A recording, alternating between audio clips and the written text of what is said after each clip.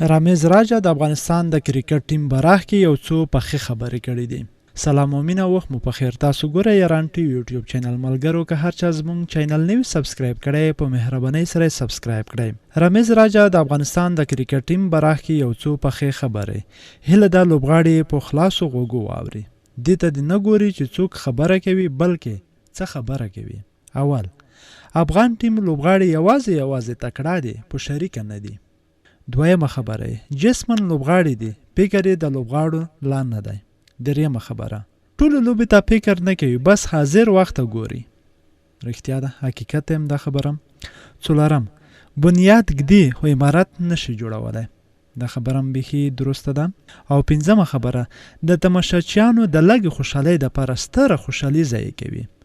رښتیا هم دوی هغه بال چې هغه د شاټ بال نه وي هغه یوازې د سټاپ بال وي هغې باندې دوی شپږیزې کوشش کوي چې تماشا خوشحاله کړي یو څه خوشحالي ورکړي خو اخر ته نه ګوري چې لوبه موږ بایلو. اخري خبره باید نور یو موټی یو فکر او یو قدم شي. ګنې اخري مقام نه پرته هیڅ هم د دې جام نشي دوی وړلی.